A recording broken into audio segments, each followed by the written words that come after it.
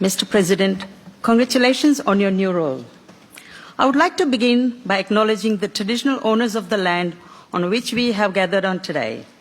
I pay my respects to the elders, past, present, and emerging. I'm honored and humbled to be standing here today before my friends and family who are in the chamber today. Today, I stand before you, the daughter of visionary parents. I have been the first in my achievements here. I was the first woman to hold the ministerial advisory role in the Victorian government. I'm the first Indian-born MP to enter the Victorian Parliament. I'm the first Indian-born Hindu to enter any parliament in Australia. Of course, I owe this honour first and foremost to the people of the Western Metropolitan region. But I also owe it to my parents. My father, Virjibhai, grew up in poverty. His mother died when he was about 6 years old. He began working as a shoe polisher at a very early age. He knew that if he wanted a better future, he must educate himself, and so he studied, and eventually he joined the Indian Air Force, and later became a lawyer. He was poor when my mother, Jamnagar, married him. They had 5 children, 4 daughters, and then a son.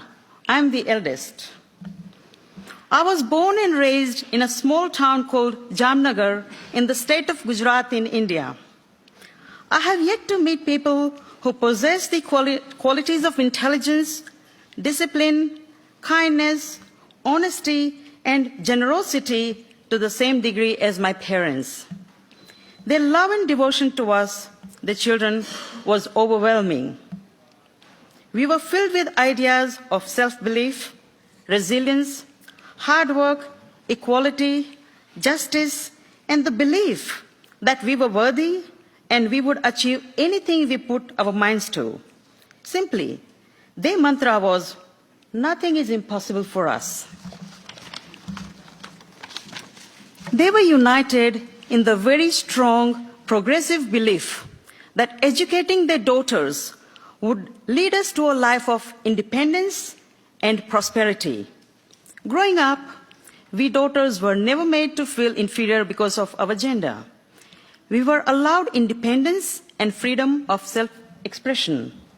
They sent us to private school and university despite facing financial hardships and for which they had to make many sacrifices in their life.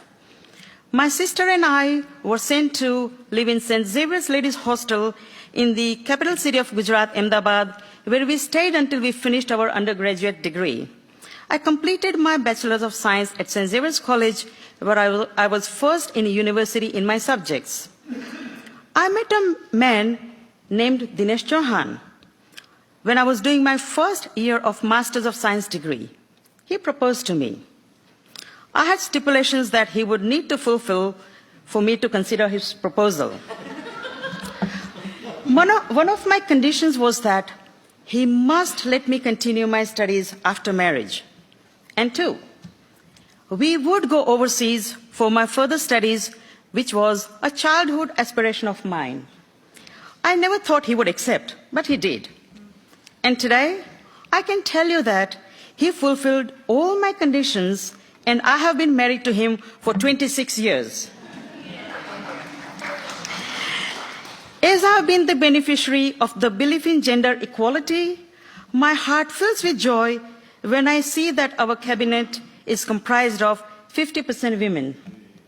As our population is 50% women, so must be our governance and our workforce. After marriage, I did complete my master's degree and had a daughter whom we named Aishwarya. My ambition to study overseas did not subside after becoming a wife or a mother. I came to Australia as an international student to study a Master's of Applied Science at RMIT in 1998. My husband Dinesh Chauhan also came with me on a spouse visa, and we left my daughter, aged 3.5, in the care of my parents.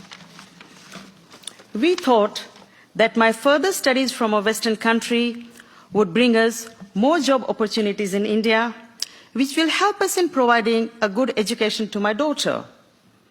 Initially, life in Australia was very difficult for us. My studies included full days in the laboratory from Monday to Friday and left me little time to do casual work as a waitress in the evenings. I could not find a job in my field as I was either overqualified or I didn't have a local experience. My husband worked odd hours as a taxi driver. Eventually, I got a casual job working evening or night shifts as a laboratory assistant at the Northern Hospital. This was followed by an opportunity to work as a medical scientist in the same hospital. Once I finished my studies, we decided to stay in Australia. I applied for my permanent residency in Australia. Soon after that, I landed a full-time